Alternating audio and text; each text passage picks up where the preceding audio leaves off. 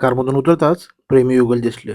काय मग कारच्या बाहेर येऊन लगेच व्हिडिओ ऑन केला आणि सगळ्या एरियाला आपण स्कॅन करत निघालो.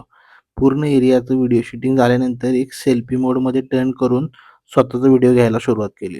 स्वतःचा व्हिडिओ घेत घेत म्हणलं एक स्मॉलमध्ये वॉक काढ रे भावा आपलं स्लो मोशनमध्ये.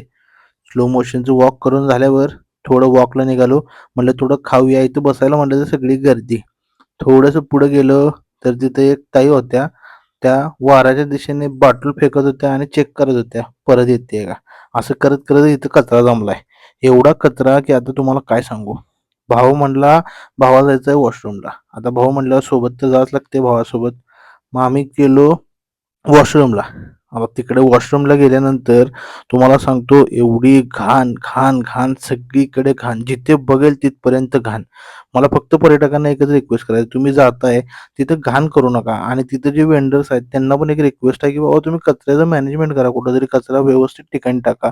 आणि कोण तिथल्या लोकल अथॉरिटीज असतील त्यांना पण मी रिक्वेस्ट करतो की बाबा ते परिसर स्वच्छ ठेवा. तर तुम्ही एवढे पर्यटक इथे व्हिजिट करतात आणि परिसर स्वच्छ नाही म्हटलं तर खूपच एकदम प्रॉब्लेम होतो. मग काय निघालो रिटर्न. गाडीत बसलो. भाऊ गाडी रिव्हर्स घेत होता. थोडं पुढे गेलं तर सेल्फीचा खेळ चालू होता. सगळे मोबाईल घेऊन सेल्फी, व्हिडिओ कॉल. सगळे परिजनांना सांगत आम्ही इथं आलोय, पाऊस पडतोय, वारा, वादळ सगळा धिंगाणा चालू.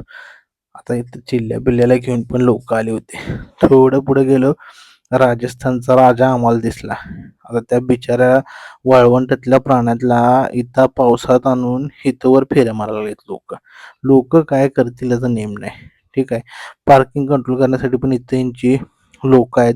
आता हे फेरीवाला बिचारा त्या उंटाला घेऊन एकदम थंड वाऱ्यात इथं लोक चक्र मारायचे. थोडं पुढं पुढं जसं जसं गेलं. आता एक्झिट पॉईंटकडे आम्हाला निघायचं होतं. रस्ता बिस्ता इथं काही मेंटेन केलेलं नाही. खरं निघताना असं कळलं आम्हाला की इथं पार्किंगचे चार्जेस लोक घेत आहेत. ठीक आहे. उंटाला टाटा बाय बाय करून आम्ही पुढे निघालो. पुढे निघताना आम्ही ते बसण्याचं ठिकाण बघितलं. रस्ता खूपच इथं जरासा खराब आहे. असं करत करत थोडं पुढे गेलो. आम्ही शेवटी पोहोचलो एंडला, जिथून आम्हाला आता बाहेर निघायचं होतं. आता तुम्ही बघितलं तर एवढं धुकं साठलं होतं आणि पाऊस पण खूप जास्त होता. व्हिजिबिलिटी काहीच नव्हती समोर पण. आणि लोक तिथं काय सांगू आता तुम्हाला. म्हटलं थोडा आता डान्स ये. त्यानंतर पुढे गेलो. त्या कमानीपाशीच तुम्हाला दाखवली ती कमान, त्याच कमानीपाशी आलो. इथं भाऊ एक जुडवा भाऊ एक भेटला. त्या भावाने घेतला सेल्फी आमच्या कारच्या समोरच थांबून. मग काय दिले 50 रुपये. तिथून निघालो बाहेर. बाहेर निघून लागलो आमच्या परतीच्या प्रवासाला. परतीच्या प्रवासाला निघताना भावाला घ्यायचं होतं टुनटुन बारक्या पोरासाठी. तो गेला आत. त्यासाठी इथं वेट करत थांबलो आणि मग निघालो खाली सरळ पुण्याकडं.